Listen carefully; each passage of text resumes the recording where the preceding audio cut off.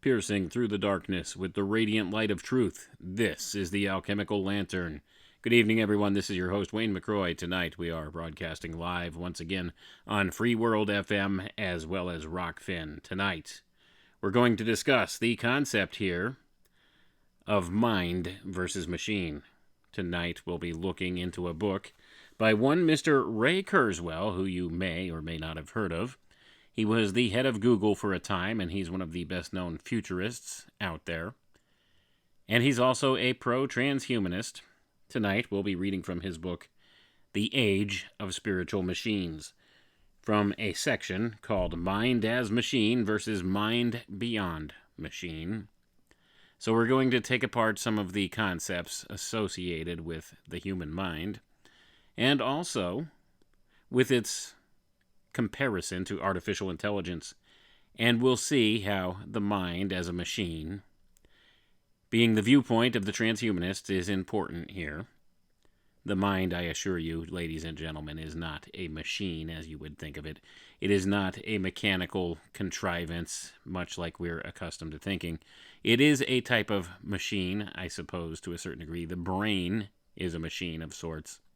The mind itself is something entirely different. It's all about the nature of consciousness when you get down to brass tacks with this stuff.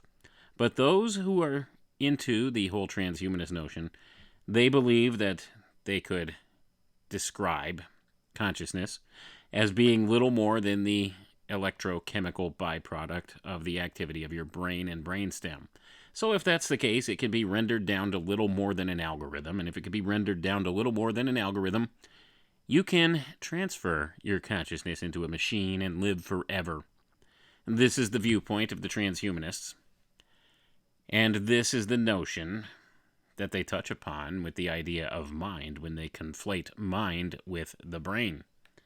Now, mind, in my estimation, is something entirely different, and it's not fully described by our physical sciences in the modern era. So this is where things get a little philosophical, things go towards the spiritual aspect a little bit more. You see, our modern science is very much bound by what things you can measure and quantify. You can't quantify consciousness. Now, they make the attempt by quantifying things like the activity of the brain and brainstem and equating that to consciousness, and in so doing, they have been able to garner some level of control of this type of system of consciousness to a certain degree. And even though it may be imprecise, it still can have a practical effect. So, with that being the case, let's go ahead and get right into the reading here. Mind as machine versus mind beyond machine. And Kurzweil starts by quoting some people here, the first of which is one Mr. Max Planck. You may have heard of him. And Max Planck says, quote, "Science cannot solve the ultimate mystery of nature because in the last analysis we are part of the mystery we are trying to solve," end quote. The next quote is from Edgar Allan Poe. Quote, quote, "Is all we see or seem but a dream within a dream?" End quote, and that was Edgar Allan Poe. And the third quote comes from Woody Allen, of all people. And Woody Allen says, quote, "What if everything is an illusion and nothing exists? In that case, I definitely overpaid for my carpet," end quote. So these profound quotes here given by Kurzweil in the beginning are kind of indicative of a little bit of what we're going to talk about here. So let's get into some of the meat and bones of this reading. The difference between objective and subjective experience. Can we explain the experience of diving into a lake to someone who has never been immersed in water? How about the rapture of sex to someone who has never had erotic feelings, assuming one could find such a person? Can we explain the emotions evoked by music to someone congenitally deaf? A deaf person will certainly learn a lot about music, watching people sway to its rhythm, reading about its history and role in the world. But none of this is the same as experiencing a Chopin prelude. If I view light with a wavelength of 0.000075 centimeters, I see red.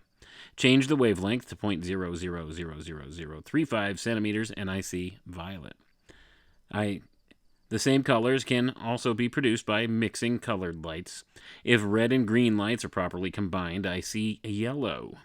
Mixing pigments works differently from changing wavelengths, however, because pigments subtract colors rather than add them. Human perception of color is more complicated than mere detection of electromagnetic frequencies, and we still do not fully understand it. Yet, even if we had a fully satisfactory theory of our mental process, it would not convey the subjective experience of redness or yellowness. I find the language inadequate for expressing my experience of redness. Perhaps I can muster some poetic reflections about it, but unless you've had the same encounter, it is really not possible for me to share my experience. So I'm going to pause for a second here, folks.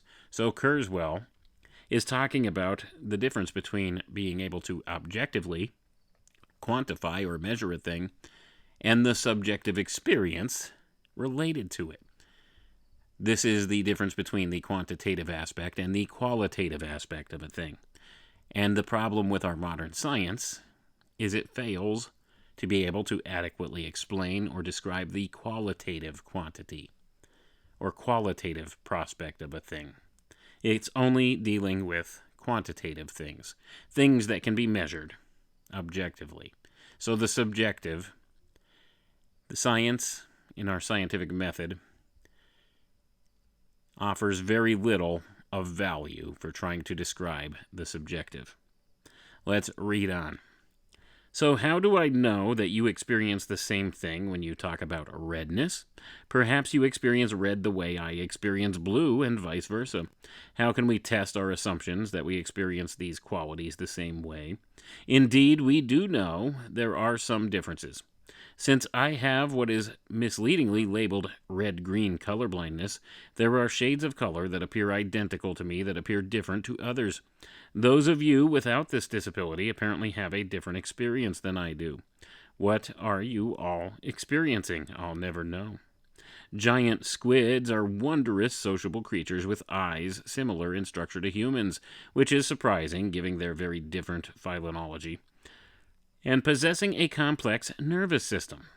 A few fortunate human scientists have developed relationships with these clever cephalopods. So what is it like to be a giant squid? When we see it respond to danger and express behavior that reminds us of a human emotion, we infer an experience that we are familiar with. But what if of their experiences without a human counterpart? Or do they have experiences at all? Maybe they are just like machines, responding programmatically to stimuli in their environment. And I'm going to pause for a moment here, folks. So here we see the distinction being made now. Kurzweil is speculating, are they merely machines? Like machines, just responding programmatically to stimuli in their environment. Because remember, folks, that's what machines do. That's what computers do. That's what, quote-unquote, artificial intelligence does. Simply responds programmatically to stimuli that it's given. Doesn't have sentience. Will never be alive.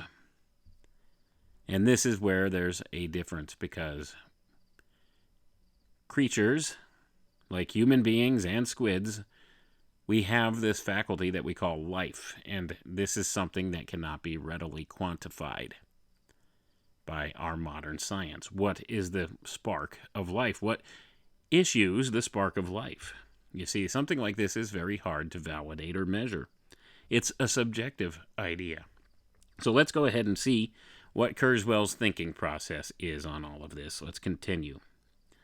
So he says, do they have experiences at all? Maybe they are just like machines responding programmatically to stimuli in their environment. Maybe there is no one home. Some humans are of this view. Only humans are conscious. Animals just respond to the world by instinct. That is, like a machine. Going to pause for a moment here, folks. Many people do think in that way, but there are also many more who recognize the intelligence and the spirit within the animal and respond accordingly. There are those that see more beyond just the way of thinking here of these things like machines. And it's a subjective thing. You can argue that only human beings are conscious. I don't know if that's necessarily the case. It seems like animals display hints of consciousness at many different times. So it's one of those gray areas where it's very subjective. But let's go ahead and see what Kurzweil is saying here and see how he backs up that type of argument, or where he's going with his next thought on this. To many other humans, this author included, it seems apparent that at least the more evolved animals are conscious creatures based on empathetic perceptions of animals expressing emotions that we recognize as correlates of human reactions.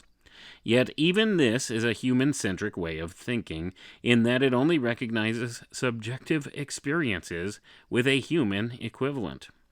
Opinion on animal consciousness is far from unanimous. Indeed, it is the question of consciousness that underlies the issue of animal rights.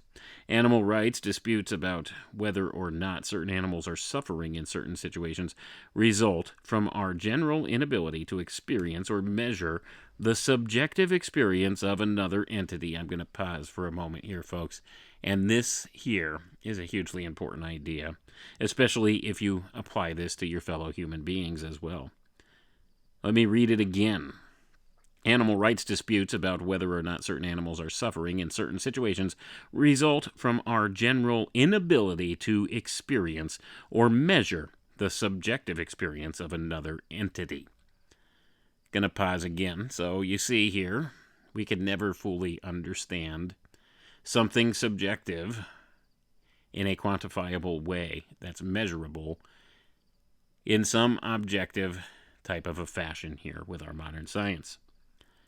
And this is where the problem lies, in trying to not only describe what is consciousness and quantify consciousness in this way. It's also problematic because we don't know if our thinking process is aligned with the thinking process of this other entity or being or machine, if you want to go that route. And if that's the case, that too is subjective. So maybe our scientific inquiry into things is also a subjective thing. If you want to wax philosophical about this, maybe we're going about quantifying these things wrong. And I use the word quantify. That's probably the best descriptor we have, because that's what the power structure in this world attempts to do. They use cybernetics methodologies and applications to try their very best to quantify or measure everything in an objective way. And why do they do that? Because if you could measure something and quantify something, then you could garner some mode of control over that, some modicum of control over that thing. So, that being the case, that's why they seek to quantify everything. But it's difficult when it comes to something as subjective as consciousness and experience. But let's continue on and see where Kurzweil goes next with this. The not uncommon view of animals being just machines is disparaging to both animals and machines. Machines today are still a million times simpler than the human brain. Their complexity and subtlety today is comparable to that of insects. There is relatively little speculation on the subjective experience of insects, although, again, there is no convincing way to measure this. But the disparity in the capabilities of machines and the more advanced animals, such as Homo sapiens sapiens subspecies, will be short-lived. The unrelenting advance of machine intelligence, which we will visit in the next several chapters, will bring machines to human levels of intricacy and refinement and beyond within several decades. Will these machines be conscious? Going to pause for a moment here, folks. I'll answer that with a resounding no, simply because we don't know what actually causes life to emerge in a thing. We don't know what causes consciousness to emerge in a thing.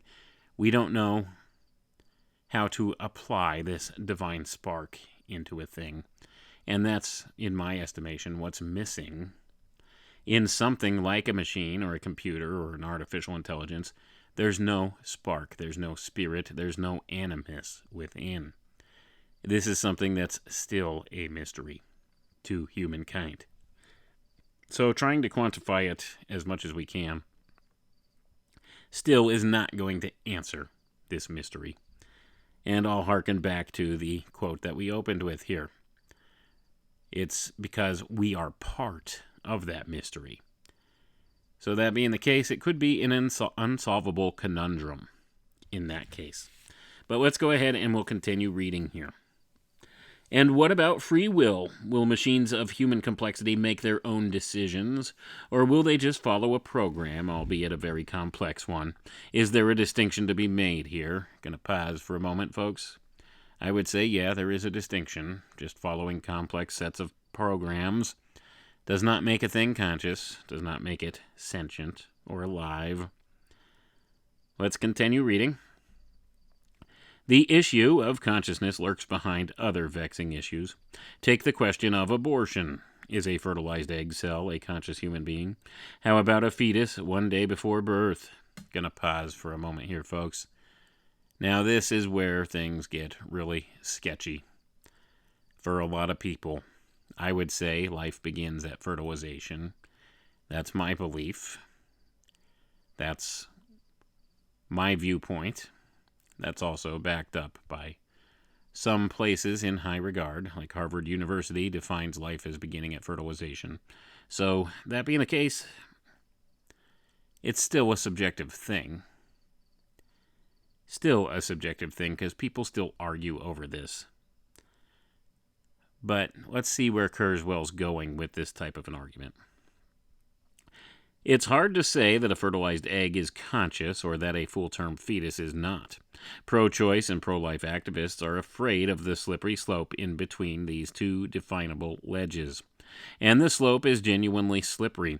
A human fetus develops a brain quickly, but it's not immediately recognizable as a human brain. The brain of a fetus becomes more human-like gradually. The slope has no ridges to stand on. Admittedly, other hard to define questions, such as human dignity, come into the debate, but fundamentally, the contention concerns sentience. In other words, when do we have a conscious entity?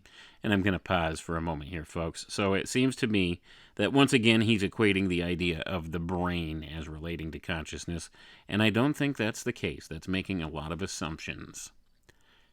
And that's where the science in the modern era goes wrong, in my estimation. It's making a lot of assumptions. It assumes that the brain is the center of thought, is the center of consciousness. And although it is quantifiably an important organ in the human body, and there's much that can be scientifically equated to it, and some of our experiential things that we go through, there's no true way to directly link consciousness to the brain, only in certain regards. But there's something beyond the brain. See, consciousness exists beyond just the brain. The brain is like a radio receiver. I like to use this analogy. It's like a radio receiver, and consciousness would be the transmission. You receive the transmission in the radio tuner, you tune it in, and there it is. There's the signal. So you have the signal, that would be consciousness, and you have the expression of the signal through the radio, and that would be your brain. This, I think, is a closer approximation to how consciousness works, but I do, once again, always reserve the right to be totally wrong about all of it. But what's been done in the modern era here, with our modern science, and especially with these transhumanist types, is they want to equate everything down to some physical, chemical property within the brain and brainstem. And this is what causes the illusion of not only free will, but consciousness in their estimation and in the way they try to describe things and the way they try to quantify things. So that's, I think, where Kurzweil's going with this, but let's go ahead and we'll continue reading and see what he has to say. He's not a dumb guy. Let's put it that way. This is not a dumb guy, Ray Kurzweil. Some severe forms of epilepsy have been successfully treated by surgical removal of the impaired half of the brain. This drastic surgery needs to be done during childhood before the brain has fully matured. Either half of the brain can be removed, and if the operation is successful, the child will grow up somewhat normally. Does this imply that both halves of the brain have their own consciousness? Perhaps there are two of us in each intact brain who hopefully get along with each other. I'm going to pause for a moment here, folks. Just this way of thinking in and of itself opens up a whole new set of questions if you want to look at this from the esoteric perspective or from the occult perspective, because we do have this concept of the doppelganger, or the human double, the Ahrimanic double, as Rudolf Steiner describes it, that we've explored that idea in the past here. That opens up that possibility if you want to consider maybe there's some type of secondary consciousness in the other half of the brain, and he's equating this to a physical property of the human condition here. So maybe there's something to that, maybe not, but it's an interesting way of thinking. But let's continue on, because that's just not the whole purpose of this subject tonight, but an interesting thing to talk about maybe at some future point. Let's read on. So he says, perhaps there are two of us in each intact brain who hopefully get along with each other. Maybe there is a whole panoply of consciousnesses lurking in one brain, each with a somewhat different perspective. Is there a consciousness that is aware of mental processes that we consider unconscious? I could go on for a long time with such conundrums, and indeed people have been thinking about these quandaries for a long time. Plato, for one, was preoccupied with these issues.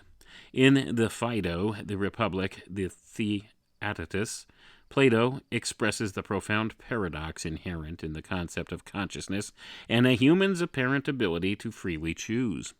On the one hand, human beings partake of the natural world and are subject to its laws. Our brains are natural phenomena, and thus must follow the cause and effect laws manifest in machines and other lifeless creations of our species. Plato was familiar with the potential complexity of machines and their ability to emulate elaborate logical processes. On the one hand, cause and effect mechanics, no matter how complex, should not, according to Plato, give rise to self-awareness or consciousness. Plato first attempts to resolve this conflict in his theory of the forms. Consciousness is not an attribute of the mechanics of thinking, but rather the ultimate reality of human existence. Our consciousness, or soul, is immutable and unchangeable. Thus, our mental interaction with the physical world is on the level of the mechanics of our complicated thinking process. The soul stands aloof. Gonna pause for a moment here, folks. So this is some heavy way of thinking. This is some deep philosophical thought coming from Kurzweil about Plato's thoughts and teachings. So we have the idea of the soul. The soul stands aloof. It stands separate from the mechanistic ways of our thinking processes. At least this is Kurzweil's point of view. Now, are there physical things that need to happen within the human body in order for thoughts to process properly? I would say yes. That's part of it. But that doesn't describe adequately what is consciousness, does it? So he's correct in saying the mechanics are part of the thinking process, but that doesn't make the thinking process what it means to be conscious or self-aware. So there's something that stands alone, and Plato came to this conclusion. This consciousness idea is the thing that stands alone, that separates living things from non-living things, the soul. Let's read on here. But no, this doesn't really work, Plato realizes. If the soul is unchanging, then it cannot learn or partake in reason, because it would need to change to absorb and respond to experience. Plato ends up dissatisfied with positing consciousness in either place, the rational processes of the natural world or the mystical level of the ideal form of the self or soul. I'm going to pause for a moment here, folks. So Plato pondered upon this for a good long time, and he didn't want to go to either of these postulates as a description of what is consciousness. You see, something like consciousness is not easily comprehended by the human mind. Some things transcend the human mind. Some things we cannot perceive or comprehend in our limited, finite capacities here. But I would say Plato overthought a lot of these things in many ways. So he's saying, although the soul is the core of what existence really is, it's the ultimate reality of human existence, he can't adequately define what constitutes the soul. The soul, he did come to the conclusion, must exist separately from the physical form, but he couldn't go ahead and describe the soul as being part of the mechanistic function of our thinking processes either. So your thoughts are not your soul. And this goes back to some more Eastern philosophies. You are not what you think. You are not what your thoughts are. You are not your beliefs. It gets a little profound when you really deeply delve on these types of ideas. So Plato realized this, and we'll see Kurzweil's trying to apply this to the argument of artificial intelligence here, as we'll see as we continue on.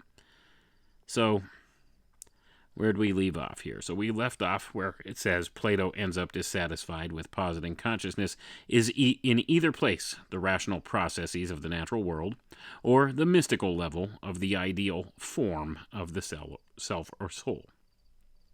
The concept of free will reflects an even deeper paradox. Free will is purposeful behavior and decision-making. Plato believed in a corpuscular physics based on fixed and determined rules of cause and effect. But if human decision-making is based on such predictable interactions of basic particles, our decisions must also be predetermined. That would contradict human freedom to choose. The addition of randomness into the natural laws is a possibility, but it does not solve the problem. Randomness would eliminate the predetermination of decisions and actions, but it contradicts the purposefulness of free will, as there is nothing purposeful in randomness. Gonna pause for a moment here, folks. So now we get to the point where we begin talking in circles with a lot of this. So, do we have free will, or is everything predetermined? And if you're trying to equate human behavior down to a physical cause and effect notion, you would come to the conclusion that we do not have free will, that we are bound by this cause and effect scenario in the physical world here. But this is where the soul transcends this. Free will cannot truly be free will without choices, but if there are only so many choices you can make, if you have limited choices, limited options, well, then that lends to the credence of predictability. And with predictability comes manipulation, and with manipulation comes control. And if you can be controlled, and you can be given choices, and it can be determined what choice you will make out of a limited selection of choices, then this becomes a mechanism of control. And it also supports his argument that there's really no such thing as free will, if you want to get down to that, but it does not truly violate free will principles. It's just a matter of limitation, homogenization of your choices, and this is what creates this illusion that there is no free will. And this is what these people are all about. This is why they want to be able to quantify the human condition in so many ways, to limit your choices, and by limiting your choices and narrowing them down to a select few choices, then they can control you and create this illusion that there's no free will principle, that you are just very much a creature of this cause and effect relationship here in the physical material world. That's the whole point, because he says there's nothing purposeful in randomness. Even if you wanted to introduce randomness into the system, there's nothing purposeful there. So if there's nothing purposeful, then there would be no will to pursue such a thing. It's a contradictory type of a statement. And like I said, it's kind of a way of talking in circles, but this is the argument that they use and the logical standpoint that they make when they try to convince us that we don't actually have free will. But that's a lie. and it's an illusion of their own crafting. It's through limitation of choices that they can make it appear so. That's why they are trying right now to homogenize culture.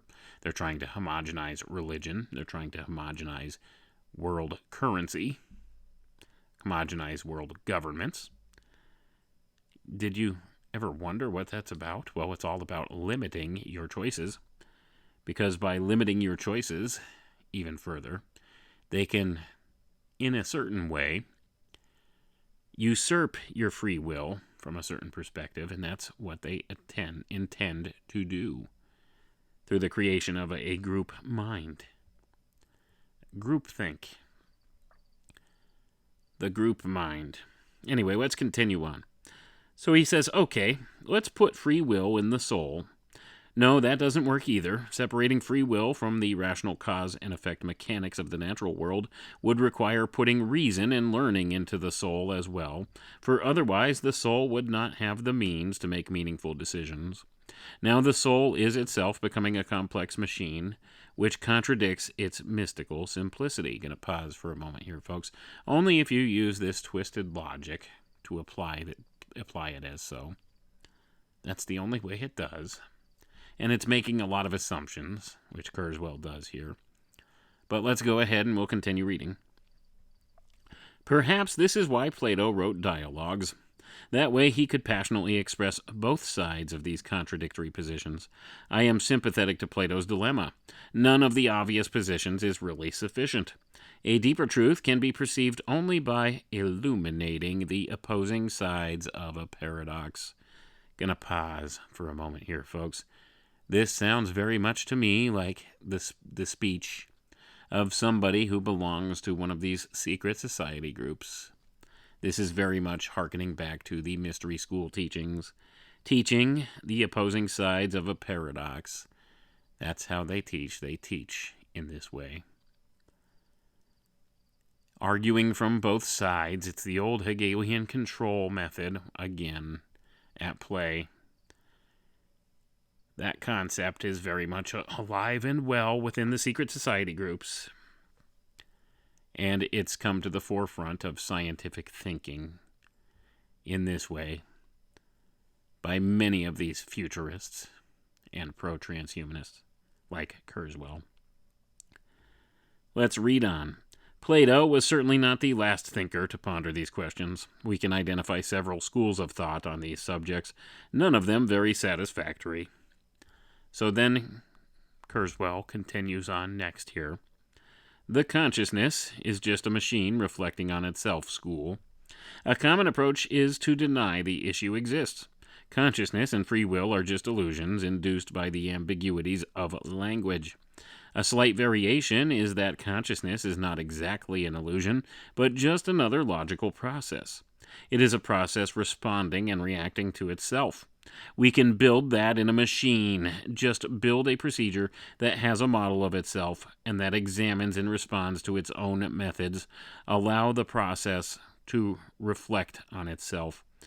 There now you have consciousness. It is a set of abilities that evolved because self-reflective ways of thinking are inherently more powerful. And I'm going to pause for a moment here, folks, just to comment a little further on this. This is what's called a Bayesian brain model, where this model, this machine, or according to many theorists, the human brain itself, it understands how to reflect upon itself, and this is what creates the illusion of consciousness. This is the argument made by some, and they've been able to blueprint this and model it in many ways in what's called a Bayesian brain model.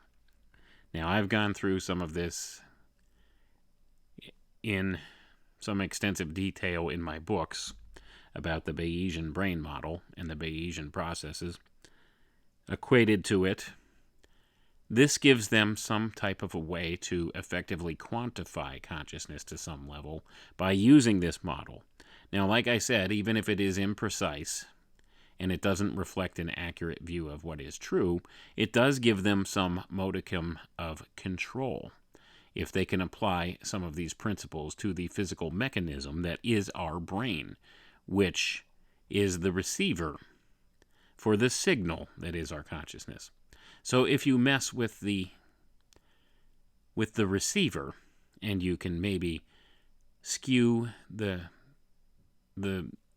station that the radio receiver is receiving, then you can change the outward expression of the behavior, and it would appear that you can change the behavior in this way of the person or the machine. And in so doing, that gives you control over that and the appearance that this is not a conscious entity or does not have free will, because it is expressing a different signal, you see. And if it expresses this different signal, the spectator would not realize that. It would only hear the different music coming out of the radio. Wouldn't understand that it's necessarily a different station being tuned in. Understand where this goes if you want to look at it from a metaphysical level or a spiritual level.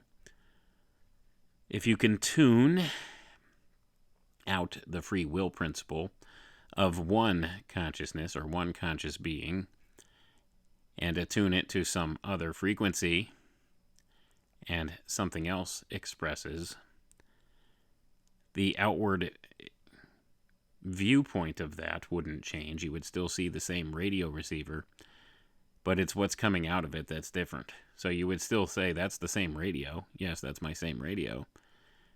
But it's not playing the station it usually plays. And if you want to view it from this perspective, and it's a good allegory, for sure, to use the radio receiver allegory here, it creates more questions then.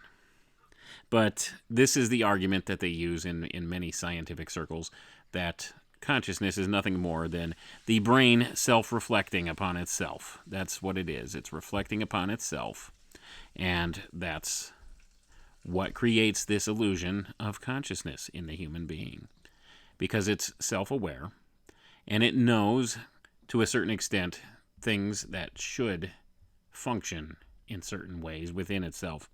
And if those things do not function, then it goes ahead and tries to self-correct, and this creates the illusion of consciousness. That's the argument that's made in this Bayesian brain model. But that's a topic for another day. Let's get back into it here, because even though it's relative to this, we have a lot more ground to cover. So Kurzweil continues here. He says, "The difficulty with arguing against the consciousness is just a machine reflecting on itself school is that this perspective is self-consistent. But this viewpoint ignores the subjective viewpoint. It can deal with a person's reporting of subjective experience, and it can relate reports of subjective experiences not on to outward behavior, but to patterns of neural firings as well. And if I think about it, my knowledge of the subjective experience of anyone aside from myself is no different to me than the rest of my objective knowledge. I don't experience other people's subjective experiences. I just hear about them. So the only subjective experience this school of thought ignores is my own. That is, after all, what the term subjective experience means. And hey, I'm only one person among billions of humans, trillions of potentially conscious organisms, all of whom, with just one exception, are not me. But the failure to explain my subjective experience is a serious one. It does not explain the distinction between 0.000075 centimeter electromagnetic radiation and my experience of redness. I could learn how color perception works, how the human brain processes light, how it processes combinations of light, even what patterns of neural firing this all provokes, but it still fails to explain the essence of my experience. And I'm going to pause for a moment here, folks. Excuse me. And that is absolutely on point. It does not adequately explain the subjective experience. This is something humans have struggled with for many, many thousands of years now. Consciousness. What exactly is it? We're no closer to finding a real answer. Although they have all kinds of models and theories that they can use to affect people's minds and behaviors in certain ways, they don't know. It's not something that can be quantified.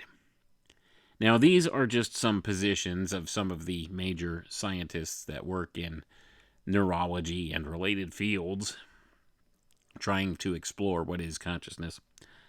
Let's read on. So the next one's the logical positivists. I am doing my best to express what I am talking about here, but unfortunately, the issue is not entirely effable. D.J. Chalmers describes the mystery of the experienced inner life as the hard problem of consciousness, to distinguish this issue from the easy problem of how the brain works. Marvin Minsky observed that, quote, there's something queer about describing consciousness. Whatever people mean to say, they just can't seem to make it clear, end quote. That is precisely the problem, says the consciousness is just a machine reflecting on itself school. To speak of consciousness other than as a pattern of neural firings is to wander off into a mystical realm beyond any hope of verification. The objective view is sometimes referred to as logical positivism, a philosophy codified by Ludwig Wittgenstein in his Tractatus Logico-Philosophicus. To the logical positivists, the only things worth talking about are our direct sensory experiences and the logical inferences that we can make therefrom. Everything else we must pass over in silence, to quote Wittgenstein's last statement in his treatise. Yet Wittgenstein did not practice what he preached. Published in 1953, 2 years after his death, his philosophical investigations defined those matters worth contemplating as precisely those issues he had earlier argued should be passed over in silence. Apparently, he came to the view that the antecedents of his last statement in the Tractatus, what we cannot speak about, are the only real phenomena worth reflecting upon. The late Wittgenstein heavily influenced the existentialists, representing perhaps the first time since Plato that a major philosopher was successful in illuminating such contradictory views. Gonna pause for a moment here, folks. So, Wittgenstein, I'll give it the hard German accent there as best I can, is being compared here to Plato by Kurzweil. So we see that even though they try their best to stick to the nuts and bolts, physical cause and effect mechanisms that they know about the human brain, they still must acknowledge the mystery of consciousness and how the explanation of the physical cause and effect mechanism of the human brain is not adequate to describe what it is. But here's the kicker in all of it. Even though they do recognize that consciousness is something different than the brain, than the physical brain, they still can use the objective measurements of the physical brain to effectuate certain behavioral changes in people, and in so doing, they can achieve a type of quantification of it, and in quantifying it, they can apply measures of control to it. And that's the whole point. So they could scientifically, objectively measure activity of the brain, and this gives them a type of mechanism to work with wherein they can affect certain physical outcomes here.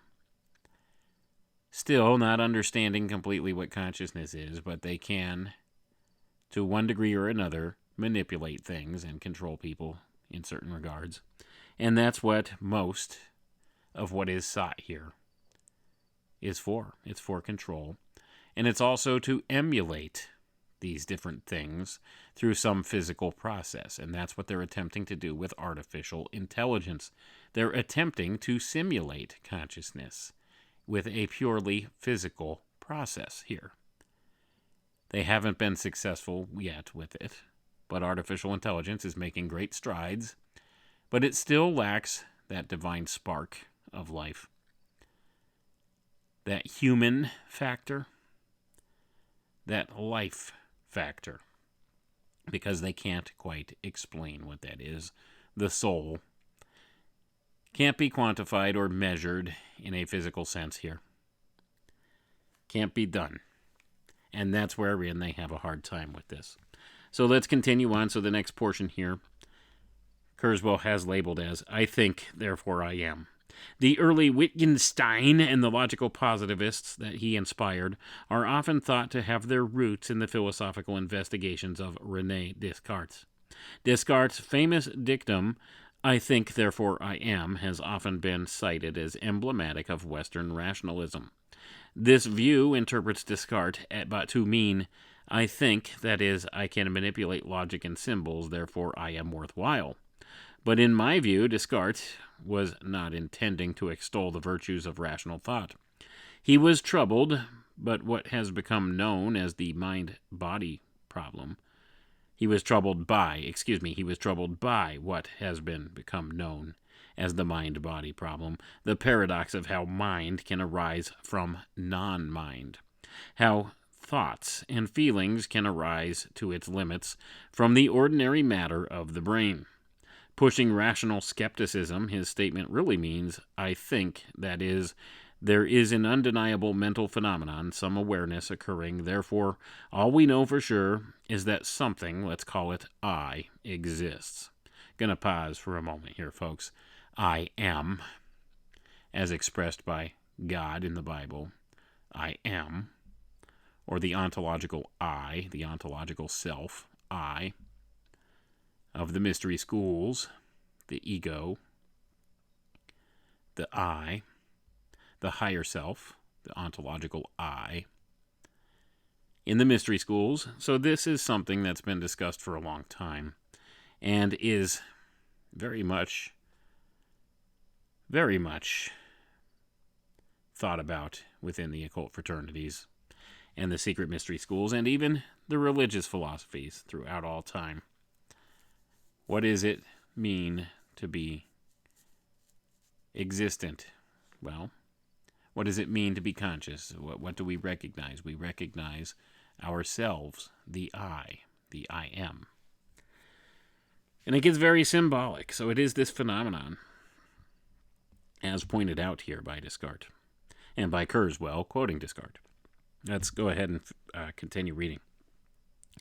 Viewed in this way, there is less of a gap than is commonly thought between Descartes and Buddhist notions of consciousness as the primary reality. Gonna pause for a moment there, folks, and there you go. That's where the rubber meets the road with this. This is what some of the mystery teachings talk about. And Kurzweil recognizes that in Buddhist thought, in some of the Eastern traditions and philosophies here. So he's recognizing, making the correlation, the connection here to many things that are discussed and talked about and taught in the occult fraternities. And this is where a lot of the thinking processes of the modern era have come from. And it's also the things that futurists like Kurzweil ponder upon. But let's go ahead and continue reading here. Now, Kurzweil makes a prediction here. Let's pay attention. He says, before 2030, we will have machines proclaiming Descartes' dictum, and it won't seem like a programmed response. The machines will be earnest and convincing, should we believe them when they claim to be conscious entities with their own volition. Then he goes on in the next section here that he has labeled, the consciousness is a different kind of stuff school. The issue of consciousness and free will has been, of course, a major preoccupation of religious thought. Here we encounter a panoply of phenomena, ranging from the elegance of Buddhist notions of consciousness to ornate pantheons of souls, angels, and gods. In a similar category are theories by contemporary philosophers that regard consciousness as yet another fundamental phenomenon in the world, like basic particles and forces. I call this the consciousness is a different kind of stuff school. To the extent that this school implies an interference by consciousness in the physical world that runs afoul of scientific experiment, science is bound to win because of its ability to verify its insights. To the extent that this view stays aloof from the material world, it often creates a level of complex mysticism that cannot be verified and is subject to disagreement.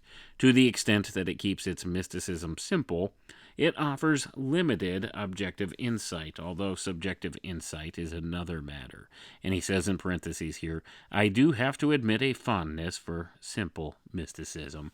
And I'm going to pause for a moment here, folks. So Kurzweil has a fondness for simple mysticism. So chances are he's been exposed to some of the mystery school teachings at some point, if he finds this to be something desirable. But let's go ahead and we'll continue on here because we're running out of time and I still want to cover a little more ground. So next he has labeled this next section what he calls the We're Too Stupid School. Another approach is to declare that human beings just aren't capable of understanding the answer. Artificial intelligence researcher Douglas Hofstadter muses that, quote, it could be simply an accident of fate that our brains are too weak to understand themselves. Think of the lowly giraffe, for instance, whose brain is obviously far below the level required for self-understanding, yet it is remarkably similar to our brain, end quote. Gonna pause for a moment here, folks. How does he know what giraffes think about themselves? Think about that. Now, I have empathy for giraffes because, if they were to drink a coffee, it would be cold by the time it got to their stomach anyway. But that being, putting all humor aside here, this guy, this Hofstadter, making assumptions, once again, that a giraffe is not having a conscious or self-understanding experience, that it doesn't understand or have this same experience as a human. We can't say that for certain. Maybe they are self-aware. And he's making the claim that they aren't. And how would he know that? But let's continue reading. I don't want to split hairs on something like that. We're running out of time. But to my knowledge, giraffes are not known to ask these questions. Of course, we don't know what they spend their time wondering about. In my view, if we are sophisticated enough to ask the questions, then we are advanced enough to understand the answers. However, the We're Too Stupid School points out that, indeed, we are having difficulty clearly formulating these questions. Then the next section here, Kurzweil calls a synthesis of views. My own view is that all of these schools are correct when viewed together, but insufficient when viewed one at a time. That is, the truth lies in a synthesis of these views. This reflects my Unitarian religious education, in which we studied the world's religions, considering them many paths to the truth. Of course, my view may be regarded as the worst one of all. On its face, my view is contradictory and makes little sense. The other schools at least can claim some level of consistency and coherence, and I'm going to pause for a moment here, folks. So apparently Kurzweil comes from a background wherein he was taught this Unitarian religious education, where he considers there are many paths to truth. And this is all part of the New Agey nonsense that's been pushed and promoted in the world in this era. The all paths lead to truth, and my truth is different from your truth, and our truths can both be truths, even if they're contradictory. All of these different ideals. And this is the school of philosophy that Kurzweil apparently tends to lean towards. But I digress on that fact. Let's go ahead and continue because we have about 5 minutes left and we need to blaze through the next section or two and then we'll wrap it up. So next is the section that says, thinking is as thinking does. So I guess this is the Forrest Gump section, right? Thinking is as thinking does. Let's read on. Oh yes, there is one other view, which I call the thinking is as thinking does school. In a 1950 paper, Alan Turing describes his concept of the Turing test, in which a human judge interviews both a computer and one or more human foils using terminals, so that the judge won't be prejudiced against the computer for lacking warm and fuzzy appearance. If the human judge is unable to reliably unmask the computer as an imposter human, then the computer wins. The test is often described as a kind of computer IQ test, a means of determining if computers have achieved a human level of intelligence. In my view, however, Turing really intended his Turing test as a test of thinking, a term he uses to imply more than just clever manipulation of logic and language. To Turing, thinking implies conscious intentionality. Turing had an implicit understanding of the exponential growth of computing power and predicted that a computer would pass his eponymous exam by the end of the century.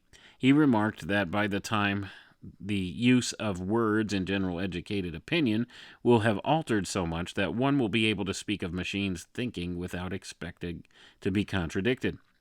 His prediction was overly optimistic in terms of time frame, but in my view, not by much. Going to pause for a moment here, folks.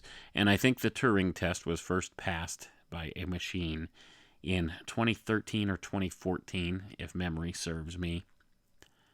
I do believe that there was a chatbot or some such thing that was able to convincingly enough convince a human judge that it was human, that it was a child, a prepubescent child or some such thing.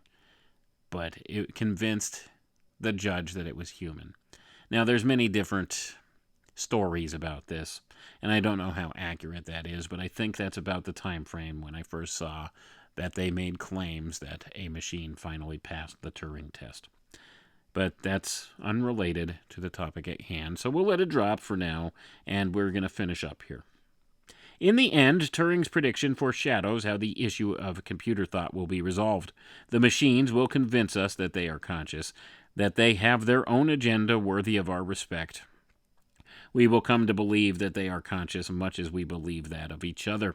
More so than with our animal friends, we will empathize with their professed feelings and struggles because their minds will be based on the design of human thinking. They will embody human qualities and will claim to be human and will believe them. And we're going to wrap it up right there, folks. So here's the whole point. Kurzweil believes by the year 2030, machines will be able to adequately convince us that they are very much human-like, that they are conscious, they are self-aware, they are sentient, and they have their own viewpoints, their own opinions, and their own agendas, that they will have their very own self-utility. They'll have their own self-interests. They'll be conscious. They'll be alive, in a sense. They'll have spiritual understanding. That's the whole point of his book. It's called The Age of Spiritual Machines. So he's saying there's going to be some type of a transcendence of these machines at some point here in the near future. This is his estimation. This is what he professes. And this is a lot of what's been said by a lot of these futurists. Now, we get to the point with some of them where they're very much fearful of the machines becoming self-aware and sentient, and understanding just how crappy human beings have been to each other and being made in our image, much like we're made in our Creator's image, but, having imperfections in our own representation of that image, they will also have their imperfections made in our image. And this causes a great deal of danger. So, of course, the proponents of these technologies and of these advents will say that the only sure way that we can assure a future for ourselves is to merge with these machines, and thus you get the transhumanist notion of thought here, because they fear that the AI will decide to wipe us all out, and the only way to stave that off is to merge with the machine and become one with the machine. And this is the core of the transhumanist way of thinking. That's what it's all about, and they push for singularity. And Kurzweil has predicted singularity by the year 2049. And that's the bottom line here. That's what it's about, folks. But that's all the time we have for tonight, so I hope this was educational and informative for you. I'll catch you next time on the Alchemical Lantern. Have a good night now.